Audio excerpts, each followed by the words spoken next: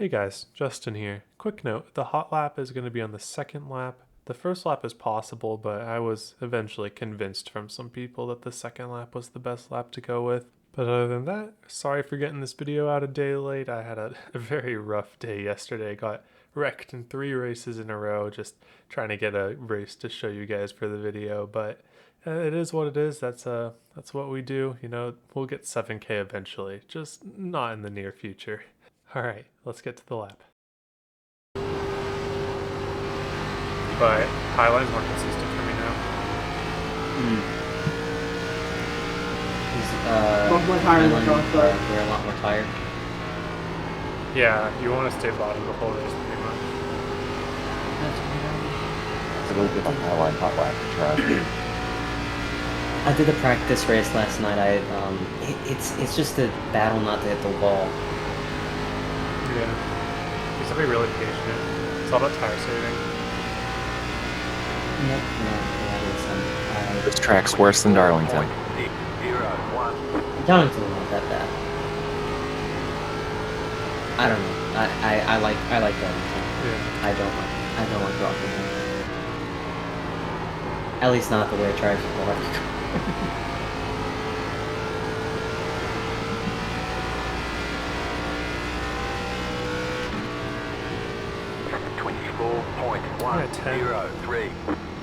All right, let's take a look at that. So there's 2 lines that you can do for qualifying, the bottom and the top. The top, most people think is better. I think it's only marginally better, but I'm going to show it off to you anyways. I have a bottom line that I showed off to in the early bird guide that I was able to get a 0.13 with, but here I'm able to get a 0.10 with the top line and on second lap.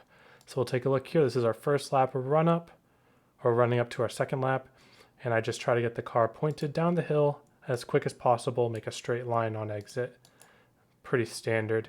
The thing about this though is that if you don't get your wheel straight before some certain bumps, it can get the car very, very loose. But that should be no issue if you're just trying to leave high here. So I do something a little weird. I cut down about this far instead of staying by the wall, because I think that gains like a very marginal amount of time. That's just kind of rhythm at this point. But anyways, it might be easier for you to stay by the wall, because now I have to drive up to the wall here. So you see I saved about 100th. But if you want to just stay by the wall the whole time, that's fine. So I'm going to talk about the bottom line real quick here. I just get on the brake early, get on the bottom, and make an arc on the way down. So you kind of, I'll pause it here. Instead of choosing the high lane at this point, now we're going to go to the bottom and wrap it around the white line and then gas as early as possible. That's really not much more to it than that, but it's also very difficult with the timings and how loose the car gets. So this is why we're going to be doing the top line here. So here we go with the top line. We're going to be driving, basically driving one lane down and letting it slide up to the wall, almost like we're at Darlington. So once we let it slide to the wall, I get on the gas a little bit before the wall, just like Darlington. And you see I throttle up once I know that I'm going to be able to keep it off the wall.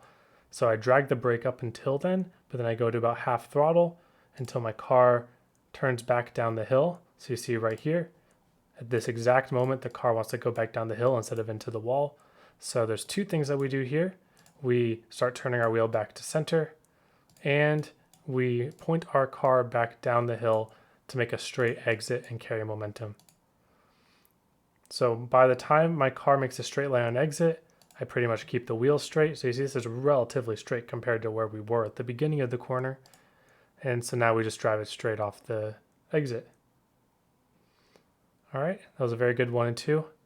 I actually got a better 1 and 2 on the bottom. This is where my optimal comes from. It's just a very, very, very difficult. So next thing we're going to do is, so there's 2 ways you can approach this, a safe way and a hard way. The hard way is to enter about a lane off the wall and gas up almost instantly and just drive it and try to drive back down the hill. I found that you don't lose much time if you just approach it in the center of the corner. So you see here, I'm on the second lane, which is a little weird to think about because you don't really use this ever. But for some reason on this lap, I'm able to hook the second lane, get on the throttle really early, and shortcut the corner enough to where we're getting on the throttle at a similar time to where the penalty that we get from not being up on top isn't that much.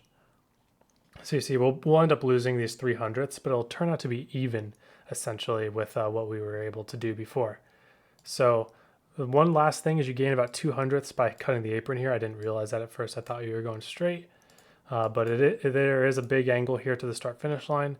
So when your car has all 4 tires under you, make sure to point it back down into the apron. Okay. And so you see we're losing some time on exit, but it ends up being just equal to the 1,000th of my previous best lap, which is kind of annoying, but that's how it goes. So the thing about the top, the reason that the top is theoretically better over this is because we're going to be able to gas up at the same time. Let's say theoretically it was here. I think it's a little later. But if we gas up at the same time, now from the top we can drive straight down the track as opposed to the middle, which we have to drive up to the wall and then back down the track. So we actually save distance and carry momentum by starting high and driving down the track, which is a little counterintuitive, but if you really think about how the corner drives, it starts making sense.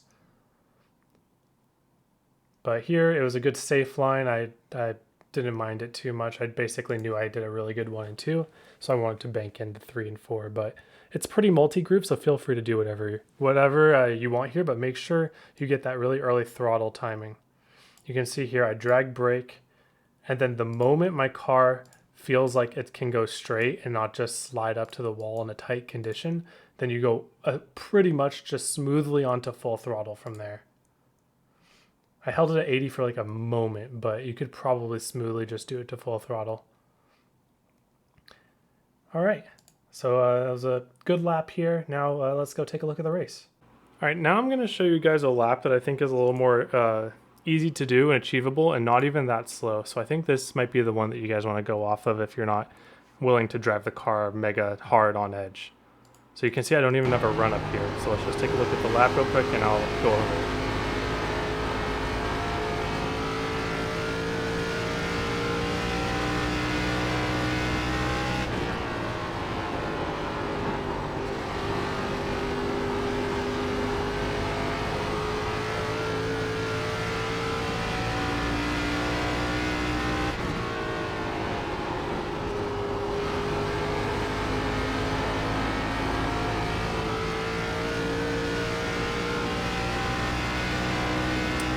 All right, cool. So yeah, that was a 24:21, very fast. And so first thing I want to show you guys is that instead of doing the more aggressive braking, we're actually braking pretty early. So we're braking right when we get up to the wall. It's kind of a... Yeah, so once the wall kind of straightens out for the corner here, that's when I start braking and I go straight to the white line and I pick up the throttle and turn the car down the hill. And you can see here, the reason that I'm able to carry this much speed is because I'm sitting at about half a lane to a quarter of a lane off the white line, so that when I turn the car down the track, I have a little room for me to straighten out the exit. Kind of almost a little diamond, which you'll get used to for the race run here. Okay, so we do that, and then 3 and 4. Same early braking. I'm going to brake a little bit after the rock sign. A little bit after the rock sign. And now we get to the yellow and just only need to hold it for just a little bit and then we can almost go straight to full throttle. So I was on half throttle or partial throttle for no more than a second. It's just pretty much just a second. So you brake down to the yellow, you partial throttle for half a second, and then you go full throttle and you just run it up the track. Perfect.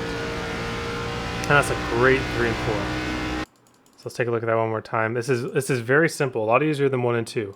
All you gotta do, brake, get to the yellow, partial throttle for a second, and then full throttle the rest of the way.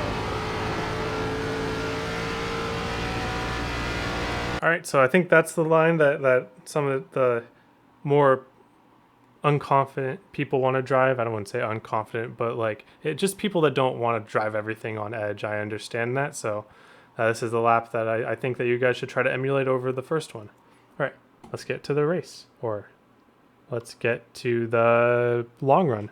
All right, so we finally finished a race. This is our 5th attempt, and we've wrecked in 3 in a row. I've lost 450 I rating, and we finally, late night split, able to get second after losing the lead late. Not a great showing, but Mark was really, really good, and I just I could not hold him off. So I'll go over some things here that I learned differently. We still wore out the right front really bad, but it was mostly because of me overdriving the end. We were pretty darn good up until the end when everyone was going up top. So first thing to look at is my line here. So now I'm waiting on partial throttle for a lot later in the corner, and then not full throttling until super late in 2. Because if you full throttle too early in 1, it's going to put it all on the right front, and you're not going to be able to even gain that much momentum from it. So you're just burning right front for no reason.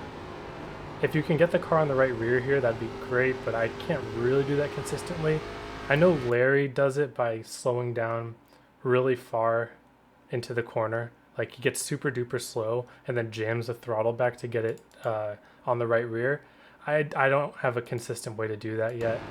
So maybe slow down a little more than I am if you want to try for that right rear strategy, but otherwise you need to keep the car balanced by just waiting to throttle up later. And then 3 and 4, get it all the way to the bottom, and then smoothly up to 80 and then up to 100. And you can just drive it all the way up to the wall. Alright, so this was fairly decent saving line. My tires were decent at the end, all things considered, how many times I screwed up at the end. Don't hit the apron, that's going to screw you up. But yeah, I had a really good race with Mark here. Really early on, like lap 23 or something like that, he started driving the high lane, and I had to defend it. I really did not want to drive this high lane, but he was really good at. So he was able to keep the car loose while driving the high lane, which is what allowed him to be a little better than me. You can see we did some side-by-side battling here. But top lane is really easy to hold off the bottom. So basically I spent like half the race defending high and then like going low when I could. See, my big issue was after running the high lane, I would just miss my bottom, and this destroys right front here, this line. This is like the worst line you could possibly take. So I needed to wait longer. I needed to brake harder, keep it on the white line there. And it was moves like this that really let him get to me. And then with like 10 laps to go or so, he capitalized on a mistake of mine. He got a good run here. And able to do a good dive bomb. DJ, when you hit the wall and you crossed me over, I was like, this motherfucker. Yeah. So we're gonna watch that soon. Yeah, basically I was oops, I lost us. There we go. So yeah, basically I defended on top when he would get to me,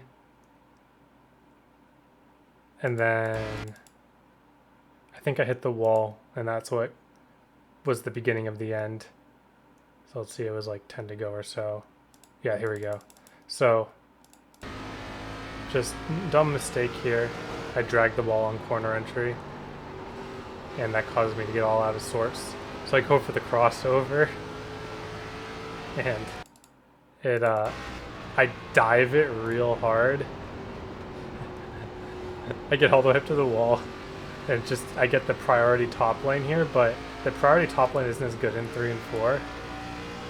So with my tires all heated up from that dive bomb, he can make his own dive bomb there, and I can't put the pedal down to get to him, unfortunately. So that was the race-winning move. I think I had a chance of holding him off without any mistakes there. He was better on the high side than I was, just I was not super good on the high side, but yeah, dragging that dragging that right there just wasn't the play. And I did what I could, but at the end of the day, hit the wall a few times trying to make up time, still come home second. You know how it is. You try a lot of things when you're losing.